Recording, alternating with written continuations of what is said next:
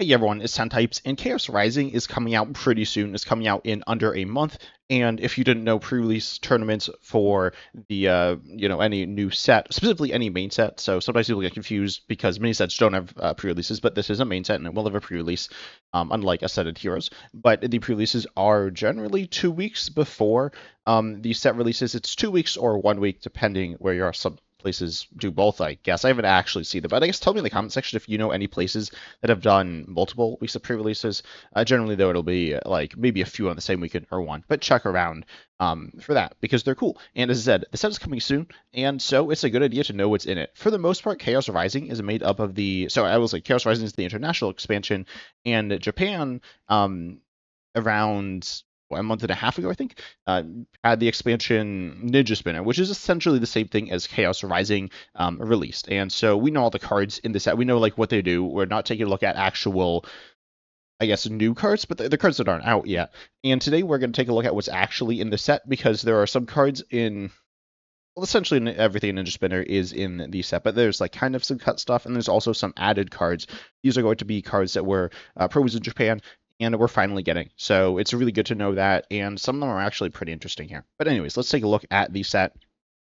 Oh yeah, here it says the info about the pretty much all the stuff I said. It talks about Ninja Spinner, and it talks about the different stuff. You could check it out at PokeBeach on your own if you want as well. But as I said, it's pretty much the same stuff I said. The Fennekin illustration rare will be cut from a set and turned into an Elite Trainer promo, or Elite Trainer Box promo. It hasn't been, quote, revealed in English yet. I mean, it will look like this, except it's in English, right? And that is not here on Limitless. Limitless just has, like, the regular arts of all the cards. I'm pretty sure. Yeah, so you can see it here, though. It's technically being cut, but like not actually, right? The regular Fennekin will still be in this set, and we'll be talking about some of the other cards, but mostly spending more time on these not newer cards. They're actually older cards, but these three cards that are going to be in this set that which will be in specifically Chaos Rising that weren't in Ninjas. So it says where these cards were from. We have Krookodile EX and Adversity Insurance, which Adversity Insurance is actually kind of cool here. And they were both gym promos from November 2025. So they came out quite a while ago, and we haven't had them. I guess I'll look whether or not these cards have seen play in Japan. And then there was also Gallade EX, or sorry, there's Mega Gallade EX. This was in a special Mega Gallade EX special set. I don't actually know what that is. I'm not going to lie. Let me quickly take a look. If it was a promo, I don't quite see it on this page, so I think it's a promo. Maybe it's not. Yeah, it was. Okay, so this came just as a promo here. It's not loading, but that's fine. So here it is. You got that, and then you got the Krookodile EX, and you have the Adversity Insurance tool card. Of course, with any this applies to attack names, ability names, and then certainly trainer card names. Then they might be translated differently. I suppose I don't actually know if and someone tell me in the comment section, is this something for the video game, and is it called Adversity Insurance, or is it just like nothing from the video game, just some like random thing. Anyways, what these cards actually do, though, they are kind of cool. And again, it's been so long since I've taken a look at these. I actually thought Mega Gallade EX was going to be in perfect order. I think I made a video, and one of the times I think I said it wasn't the set. It's not. It's not super good here. You do for 3, you do 240, and then for it's 240 for 3 on a stage 2 mega. Again, it is a mega here. That's not super good. I will also mention, obviously, it's Gallade, or I mean, it's Mega Gallade, so it evolves from the same line as the Gardevoir line. The current Gardevoir line doesn't have like super amazing pieces, but sometimes, I mean, it's certainly historically one of the best evolution lines ever. Obviously, Gardevoir EX recently rotated. Not that it would really work with it. But then also, you might see some stuff. Of course, fighting also has some support, but you have like Fighting Gong, which doesn't work with it. I mean, I guess we get the basic fighting energies, but doesn't get you the Ralts because Ralts is psychic, right? So there's a bunch of different things to consider there. You can use it with telepathic psychic energy, which is kind of cool as well. So definitely a lot of intricacies there. Honestly, most of them don't matter too much, but it is interesting to talk about. And we have the first attack, which is definitely going to be a bit better here for one fighting Gale Cut, which does 50. If this Pokemon has no damage counters on it, then it does 150 more, which is 200 for one fighting. Obviously, 200 just a little less than 240, but not that much less. And you can pretty much do this all the time because you could use like Wally's Compassion. Let's see, is this going to... I'm laughing because the first card is Swallowed Up Pikachu. What am I looking at here? That's not the right thing I meant to click. Yeah, anyways, I tend to get distracted. I did not remember that this card existed. But Wallet's Compassion here is a card that heals all damage from one of your megas, and then if you healed, I actually thought it was all your megas. I'm not gonna lie, not that I've ever seen that matter, but it heals all damage from one of your megas, and then you return the energy attached to it to your hand. So it works well with one energy attackers. This card has definitely seen play in some different decks. It also works with Mega Venusaur as well. It's very much there to kind of synergize with that. But ultimately, with a one energy mega that also wants healing, this will do the job perfectly. And one shot this Pokemon is. I'm doing so it is 350. This is, I guess, low for a stage 2 mega, though a lot of them have 350 if I'm not mistaken. But then I'm trying to think about weakness with Lotus Clefairy EX, which you see quite a bit, I feel like, because Dragapult is very good, and Mega Lucario EX and Raging Ball are probably, I don't know if they're decks 2 and 3, but they certainly could be. That's not a crazy thing, and they're both weak to Lotus Clefairy EX. But anyways, Lotus Clefairy EX would need to be doing 360 there. It's doing a multiple of 40, which is 9. It's 1. So if you had 3 bench Pokemon, I'm pretty sure then you're getting one shot, unless I'm miscounted, but I'm pretty sure that's right. And in that situation, that's like, you could theoretically not have 3 bench Pokemon and then avoid getting one shot, but that's like kind of awkward, especially with fighting. You're often playing Lunatone Solrock. I mean, I guess not every fighting deck plays Lunatone Solrock, specifically Cynthia's doesn't, but that's pretty different. And ultimately, that's a little bit annoying, but against other decks, they will kind of struggle to one-shot you. I mean, a lot of the ones I mentioned kind of can, but it's definitely an interesting card here. Ultimately, this video isn't too much of an analysis. I mean, it's an analysis of the cards, let's be honest, but these aren't brand new cards. So definitely interesting to see this card. It's okay, it's all right. And the damage you're doing 200 is okay, I guess. You wouldn't mind a little more. I suppose a lot of the Pokemon that are close to 200, you either hit for weakness or resistance, which is kind of weird. Specifically, I'm looking at like Latias EX. That one is definitely one you might want to be going after, but you could hit it for resistance. You'll need to play like 2 Premium Power Pros or something to one-shot it, which is kind of not so amazing there. But something like Kilomaster Garpon EX, you could play 1 and get there, and obviously with something like Fezznipty EX, you don't need to play any there. I guess against Meowth EX, you could play 2 and have damage on you in one shot. I don't know. There's some weird stuff there, but ultimately this card is not bad, honestly, and I'm happy to finally be getting it here. You have Krookodile EX. This card I'm pretty sure is worse. Yeah, for 2 colorless, for Darkness colorless, you do 80. Stop your opponent's active from retreating. It's something. Generally, gym promo cards, specifically the Pokemon that are introduced as gym promos in Japan, are pretty bad. I don't think there are any that are. No, I think Psyduck was, which is like good. I mean, it's a counter card, but it's a pretty good card. Arguably the best water Pokemon in the game. But Krookodile EX certainly isn't, super good with that first attack. I'm not really going to analyze it. It's just not very good.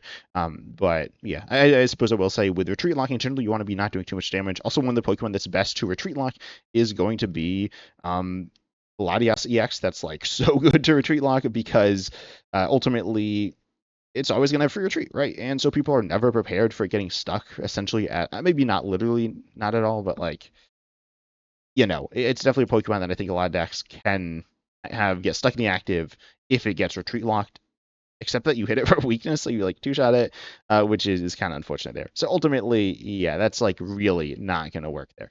And then you have Strong Bite. It does 280, or I guess it's 140 for 3, but then if you have a tool attached, which you're going to want a tool attached, obviously, then you're doing 280. That's pretty decent damage, though it's not like absolutely crazy. The condition isn't terrible. Getting Darkness Energy on is doable. There's like Toxtricity and stuff. So it's doable, but it's still a little clunky if you want to get this powered up.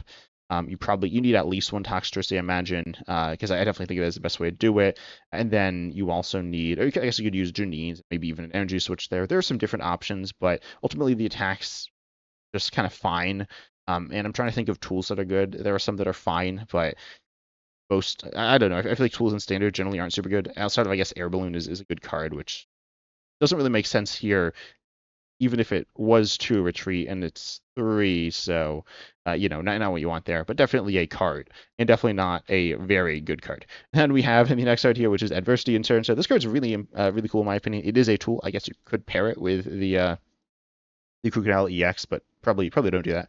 But this card here has what it does is if it's attached to the Pokemon Pokemon this card is attached to is in the active, and it has weakness to your opponent's active and takes damage from its attacks. You may draw 3. This is kind of cool. I mean, honestly, tools, as I was saying, generally aren't super powerful. And when you look at tools that are good, well, when you look at tools in general, um, let me find all the tools here. We can see the list of them. There's actually a bunch of A specs, most of which are, I don't know, they're just pretty niche, right? They're not all niche, some aren't niche, but you get a variety. But then you're gonna look at the tools. A lot of them are just like minor stat tweaks. Even the A specs are, I'd say, minor stat tweaks, and more than minor, right? With like Max Spell and Hero's Cape, but they're not like.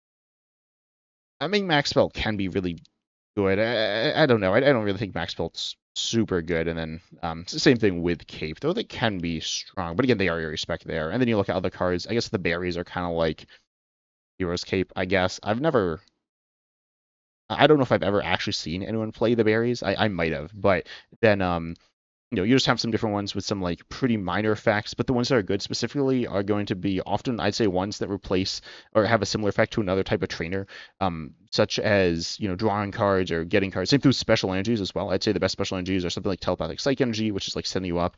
And you look at air balloon, as I said, the best tool I'm pretty sure in standard by a bit. That functions as like switch, right, or like any type of switch card, which you'll generally see on other things. So, or something like Cynthia's Power Weight is good because it is just like really good raw stats, but most raw stats cards are not super good there. Anyways, roundabout way of saying this card draws cards, which is good. Except it like does not really draw cards, let's be honest. It's somewhat specific, as in it's like pretty specific, right? Let's be honest, it's pretty specific here. And you don't really want to be getting hit for weakness. Yes, it can kind of help smooth out your matchups, but drawing a few extra cards when you're just getting like bopped on the head is not good. I suppose it kind of depends. If you're playing, say, like a single price deck like Alakazam or something, it could be kind of cool. But like realistically, you're not being hit for weakness that much. And what are you getting hit for weakness by? Maybe there are some different decks, but realistically, they're all going to be multi-prizers. And then if you just trade evenly, you'll win.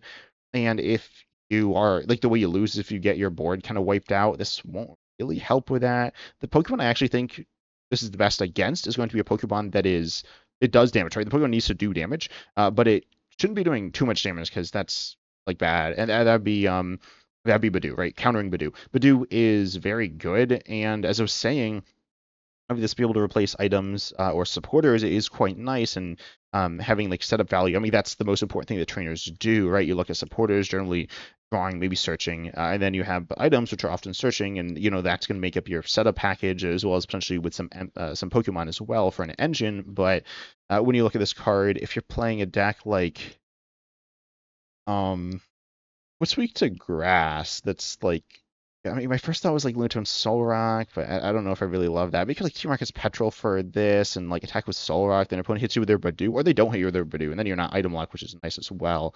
I don't know. I think that's an interesting concept. I really do like this card as a design. I don't necessarily think it's good, as in like I don't actually think it's good, but I think it's a really interesting card, and I kind of been waiting for quite a while. So definitely really excited to see this one coming around.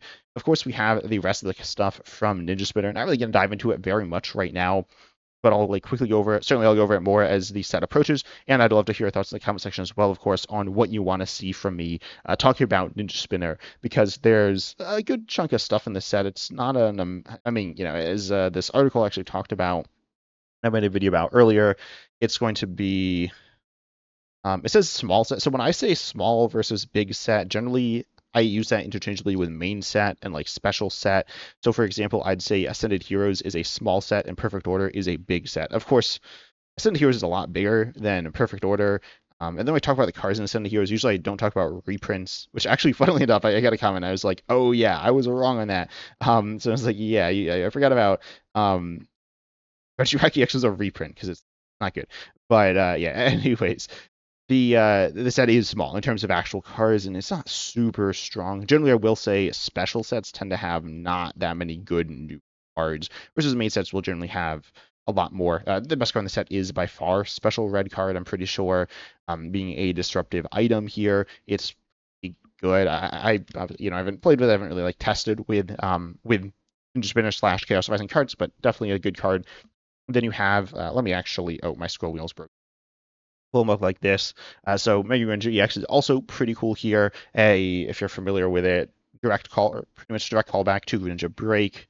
I suppose, like, theoretically, it kind of does a lot of similar things, but doesn't, like, actually. It's kind of weird. But anyways, you, like, do decent damage. It actually is kind of like Dragapult EX. I'm not gonna lie. It's not as gonna be as good as Dragapult EX currently in Japan. I mean, it's the top new deck and all that good stuff. It's a deck that's solid new deck is what I'll say. Which you could say about good Mega Era decks that are like pretty good. When I say Mega Era decks, I mean decks that are printed during the Mega Era. The main Pokemon is, I think of Mega Starmie EX with Mega Frostlass there, though I guess the Monkey Dory Frostlass package is a big part of it, which is, well, Twilight Masquerade. But then you also have Mega Lucario, you have Alakazam, and you have like Mega Absolbox. These decks are, I'd say, all like fine. They're not like amazing. Certainly at different points they've been at different power levels and things like that. But for the most part, they're like okay. Obviously, I imagine for a lot of people that's going to be a pretty big range on how good you think those decks are. But ultimately, Mega Ninja EX I think is kind of in that realm. Though I would say it's closest say to Mega Starmie, which I think is kind of meh. And in some ways, it is a worse Dragapult. In which case, I think that's actually a pretty fair comparison to Mega Starmie EX. Obviously, what they do is like different, but they are both actually water megas as well, which is kind of interesting there. That do again similar things to Dragapult, but being a worse Dragapult means it doesn't mean you're necessarily bad. And I would not say Mega Starmie EX is a bad card, but you're just a worse version of a different card, kind of. Again, they are different. I think Mega Ninja EX is probably closer to Dragapult than Mega Starmie is, which is worse for it, but being a worse version than the card it's not what you want to see, right? It means you're probably just going to get pushed out of the format. Other than that, I'm trying to think of other good cards. There's like a stadium that's cool. Overall, the trainers are fine in this that. So I mean, they're okay. Ignoring special rate card. Special rate card is pretty good. I'd say it's probably weaker than the average best card in the set, but it's not a bad card by any means. I mean, it is a card that's going to see a lot of play and legitimately change the landscape of the game a little bit, I think. But then, you have some other cool Pokemon that do some fun things, definitely. But we'll see what ends up actually being good. I guess we'll mention Metagross. Metagross here is an upgrade to Metang Dex, and it's also two. It's been Slowking. It's a little weird how it works in Slowking. It works with Slowking. Just long story short. People have like kind of complained about it, but it works with Slowking. If you don't know what I'm talking about, it doesn't really matter. But the ruling, it's the same as the Wilson Pontiac one with Sparkling Crystal. And then also third, it makes searching Limitless harder because the decks with Steve's Metagross EX appear as Metagross Genesect, and then the decks with Metang now also appear as Metagross Genesect. But anyways, that is not for any video, that's just me complaining. But ultimately, this set's pretty cool. There's some other cool EXs, like, Beedrill EX as well. That deck is okay, I guess. It's definitely kind of weaker than the other decks I was talking about there, or the Mega Era decks. I'm trying to think of a similar one. Maybe Mega Dancy, maybe... I'm just like blind. I mean, Mega Venus, I think it's a little worse than Mega Venusaur, and Mega Venusaur I don't think super highly of.